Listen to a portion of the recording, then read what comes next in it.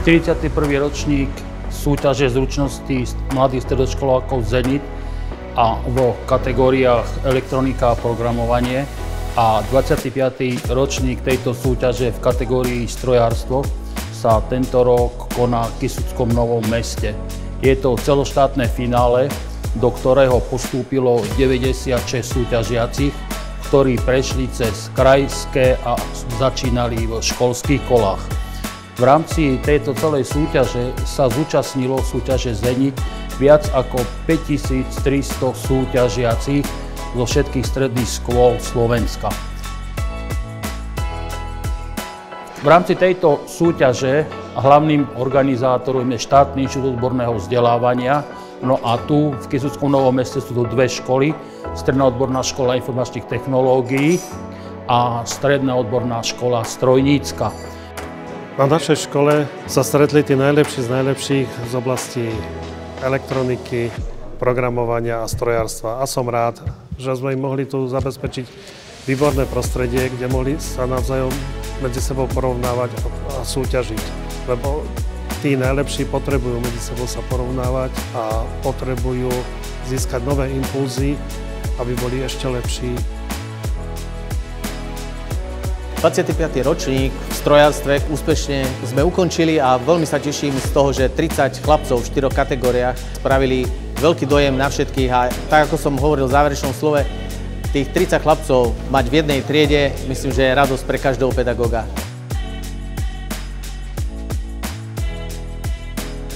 Tento rok v 41. ročníku súťaže Zenit v elektronike sme riešili meracie prístroje, meranie elektrických veličín.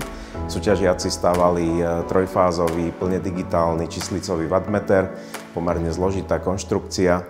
Tento rok sme mali prvýkrát konštrukciu dokonca na viacerých doskách plošných spojov, takže museli aj navrhovať, aj vyrábať celý prístroj, ktorý sa skladal z modulov. Takže vzhľadom na minulé roky bola súťažná konštrukcia náročnejšia, bola zložitejšia. Súťažiaci ale ju zvládli úplne bravúrne. Čo sa týka úspešnosti, tak veľká väčšina mala plne funkčné výrobky. Samozrejme s určitými drobnosťami, kde sa naučili, ako správne takéto prístroje navrhovať. Takže vyzerá zatiaľ, že 41. ročník Zenit v elektronike bol veľmi úspešný. Aktuálny ročník súťaže Zenit mal takú menšiu novinku. Kategória grafický dizajn sa osamostatnila z podkategórie programovanie, čo nám vyriešilo niektoré problémy s účasťou súťažiacich a do súťaže sa zapojilo aj viac škôl, ktoré sa primárne venujú aj grafickému dizajnu, čo celkovo ukázalo stúpajúcu kvalitu súťažiacich a ukázalo aj to, že súťažiaci z daných škôl majú naozaj viac zručností a vedia lepšie pracovať s kreativitou. Celková kvalita prác, ktoré súťažiaci vyprodukovali, bolo naozaj na vysokej úrovne a čo je potešujúce, každým ročníkom kvalita súťaže stúpa. Podarilo sa nám tento rok získať aj viacero peňazí na hodnotné ceny. Napríklad prvé 3 miesta získali grafický monitor, sluchadlá alebo reproduktor. Tento ročník vyprodukoval aj súťažiaceho, ktorý nás bude reprezentovať na medzinárodnej súťaži Euroskills. Tento 41.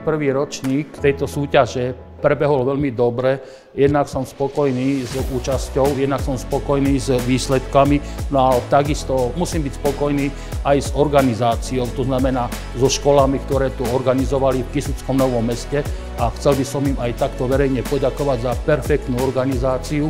Ukázali aj určitý smer ďalším školám. Verím, že rastúca kvalita organizácie súťaže, ako aj možnosť získania hodnotných cien, nám pomôže prilákať mladých, šikovných ľudí, ktorí sa venujú grafickému dizajnu aj vo svojom osobnom čase, čo pomôže zvýšiť kvalitu súťaže aj v budúcich ročníkoch.